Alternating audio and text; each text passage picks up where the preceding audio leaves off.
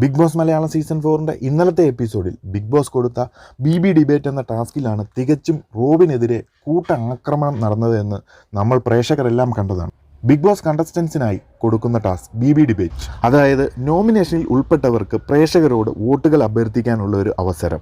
നോമിനേഷനിൽ ഉള്ളവരും ഇല്ലാത്തവരും ചേർന്നാണ് ഈ ടാസ്ക് കൈകാര്യം ചെയ്യേണ്ടത്. ഇതിൽ നോമിനേഷനിൽ ഇല്ലാത്തവർ സംവാദവേദിയിൽ ഇരിക്കുകയും നോമിനേഷനിൽ ഉള്ളവർ പ്രേക്ഷകരോട് തങ്ങൾ എന്താണ് നോമിനേഷനിൽ വന്നത് എന്ന് വോട്ട് അഭ്യർത്ഥിക്കാനുമുള്ള അവസരത്തിനായി അപ്പീൽ ചെയ്യാവുന്നതാണ്. എത്ര പേർ അപ്പീൽ ചെയ്താലും നോമിനേഷനിൽ ഉൾപ്പെട്ട 9 പേരിൽ 3 പേരെ മാത്രമായിരിക്കും സംവാദവേദിയിൽ ഇരിക്കുന്നവർ തിരഞ്ഞെടുക്കുക. അങ്ങനെ തിരഞ്ഞെടുക്കപ്പെട്ട 3 പേരാണ് റോബിൻ, ജാസ്മിൻ, ഡെയ്സി എന്നിവർ. എന്നാൽ ഈ ഒരു ഡിബേറ്റിൽ റോബിൻ വന്നപ്പോൾ ജാസ്മിനും ഡെയ്സിയും പല ചോദ്യങ്ങളുമായി എത്തി.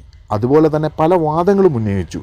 ഒരു ടാസ്കിന്റെ ഭാഗമായും ഡിബേറ്റിൽ നടക്കുന്ന വാദസംവാദങ്ങളായും ഇതിനെ നമ്മൾക്ക് കരുതാം. എന്നാൽ മറു സൈഡിൽ ജാസ്മിനോ ഡെയ്സിയോ തന്റെ നിലപാടുകൾ പറയാനെത്തിയപ്പോൾ ആർക്കും ഒന്നും പറയാനില്ല. റോബിന് നേരെ വളരെ ശക്തമായി സംസാരിച്ച ജാസ്മിന് ഡെയ്സി വന്നപ്പോൾ ഒന്നും പറയാനില്ല. അതുപോലെ തന്നെ ഡെയ്സിക്കും ജാസ്മിൻ വന്നപ്പോൾ ഒന്നും പറയാനില്ല. ഇവരൊക്കെ അത്രയ്ക്കും എക്സ്ട്രാ ഓർഡിനറി പെർഫെക്റ്റ് ആയിട്ടാണോ ബിഗ് ബോസ് ഹൗസിനുള്ളിൽ? പ്രേക്ഷകരെ പോലെ ഓഷ്യാനിക് മീഡിയയ്ക്കും ഈ ഒരു ടാസ്ക് കണ്ടപ്പോൾ റോബിനെതിരെ സംസാരിക്കാൻ മാത്രമാണ് ഈ പറഞ്ഞവർക്ക് കാരണങ്ങൾ ഉള്ളുവെന്ന് തോന്നി.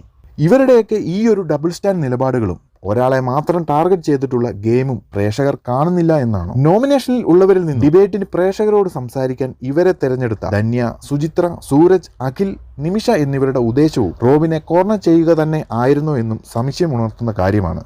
അതുപോലെ തന്നെ ഓഡിയൻസ് സൈഡിൽ ഇരുന്ന ബാക്കിയുള്ള നോമിനേഷനിൽപ്പെട്ട കണ്ടസ്റ്റൻസിനും ഒന്നും പറയാനില്ല. എന്തായാലും റോബിനെതിരെ ഇങ്ങനെയൊരു വളഞ്ഞിട്ടുള്ള ആക്രമണം, റോബിൻ എന്ന കണ്ടസ്റ്റന്റിനെ കരിവാരി തേക്കുക എന്നതായിരുന്നു മറ്റു കണ്ടസ്റ്റൻസിന്റെ ഉദ്ദേശമെങ്കിൽ ഇങ്ങനെയൊരു പ്രവൃത്തി മൂലം റോബിന് തന്നെയാണ് ഗുണം ചെയ്യാൻ പോകുന്നത് എന്ന് വേണം കരുതാൻ. കാരണം ജാസ്മിൻ എപ്പോഴും പറയും പോലെ എൻഡ് ഓഫ് ദ ഡേ ഇതെല്ലാം കാണുന്ന നമ്മൾ പ്രേക്ഷകർ തന്നെയാകും വിധികർത്താക്കൾ.